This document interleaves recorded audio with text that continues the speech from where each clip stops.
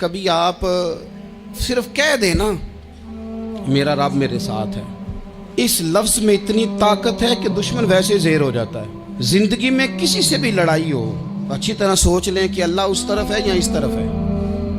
اگر آپ زیادتی پہ ہیں تو پھر رب مظلوم کی جانب ہے۔ اگر اللہ کی مدد آپ کے ساتھ ہے تو دنیا کی کوئی طاقت آپ کو گرا نہیں سکتی، اور اگر آپ مظلوم کے مقابلے میں ظالم بن کے آپ کھڑے ہو گئے ہیں اور آپ نے رویہ وہ اختیار کیا ہے کہ جس میں مدد نہیں آئے گی، تو پھر یاد رکھ لیں کہ آپ کوئی بھی ہیں، کہاں بھی ہیں، آپ کمزور ہیں۔ طاقتور تھے ابتدائے اسلام میں، ظاہری طاقت تھی کفار مکہ کے پاس، وہ ڈنڈوں سے مارتے تھے غریبوں کو، ان کے ہاتھوں میں ڈنڈے تھے، پر خدائی طاقت ان مظلوموں کے ساتھ تھی۔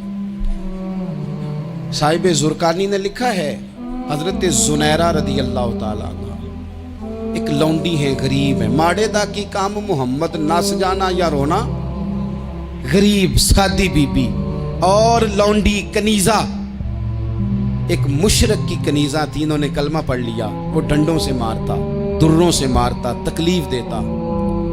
حضرت زنیرہ رضی اللہ تعالیٰ عنہ کو اتنا مارا، اتنا مارا۔ اب آپ ایک اور پہلو پر بھی غور کریں، مار بھی پڑ رہی ہے پر خدا ادھر ہی ہے، اللہ کی مدد ادھر ہی ہے۔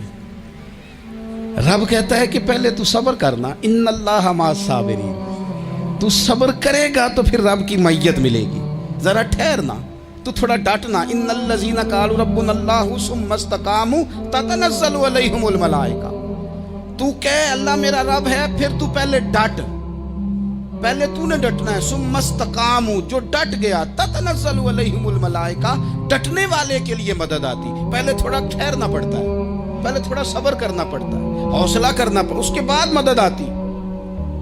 مار پڑ رہی ہے، مارا جا رہا ہے حضرت زنیرہ کو، ان کا مالک جو ہے ظاہری آقا وہ مار رہا ہے، یہ کنیزہ ہے، اتنا مارا، اتنا مارا، ان کی بینائی چلی گئی،